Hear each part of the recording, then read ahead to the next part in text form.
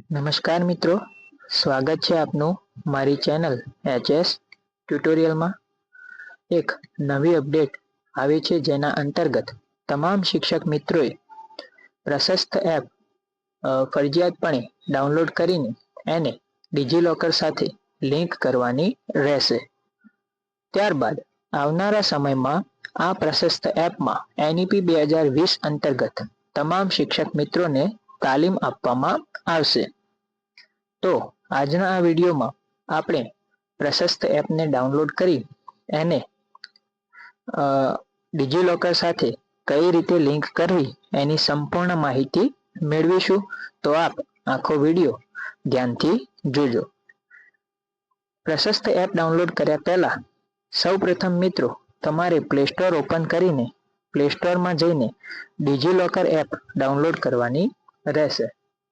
જો તમારા ફોનમાં પહેલાથી ડિજિલોકર એપ ડાઉનલોડ હોય તો એને ઓપન કરીને અથવા તો અપડેટ કરીને એમાં તમારો આધાર સાથે લિંક કરેલો મોબાઈલ નંબર નાખી તમારે લોગિન કરી લેવાનું રહેશે.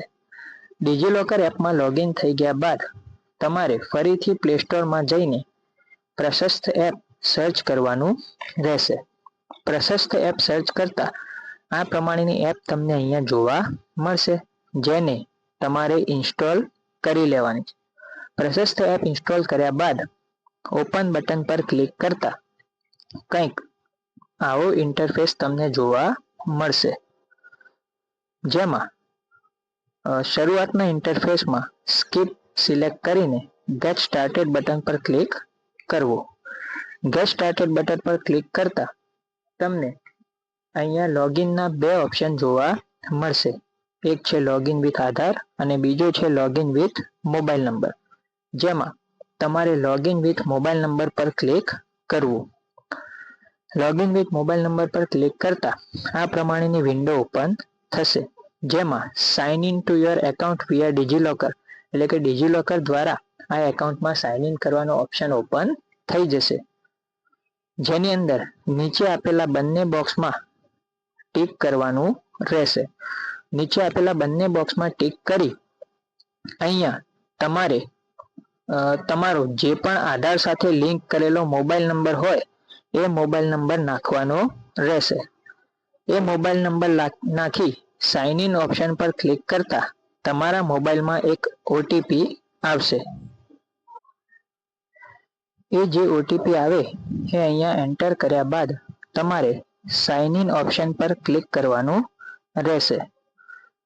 સાઇન ઇન ઓપ્શન પર ક્લિક કરતા આ પ્રમાણેની નવી વિન્ડો ખુલી જશે, જેમાં તમને તમારું નામ, જન્મ તારીખ, મોબાઈલ નંબર અને જેન્ડર જોવા મળશે. ત્યારબાદ પ્રશસ્ત એપ તમારી જોડે તમારું ઈમેલ આઈડી માંગશે, તો તમારે તમારું ઈમેલ આઈડી અહીંયા એન્ટર કરી વેરીફાઈ બટન પર ક્લિક કરવાનું રહેશે. વેરીફાઈ બટન પર ક્લિક કરતા તમારા ઈમેલ આઈડીમાં એક ઓટીપી સેન્ડ કરવામાં આવશે, જે ઓટીપી તમારે અહીંયા દાખલ કરવાનો રહેશે. ઓટીપી દાખલ કર્યા બાદ તમારે સબમિટ બટન પર ક્લિક કરવાનું રહેશે. સબમિટ બટન પર ક્લિક કરતા તમને આવું રીડાયરેક્શન જોવા મળશે, જેમાં તમારે એલાઉ બટન પર ક્લિક કરવાનું રહેશે.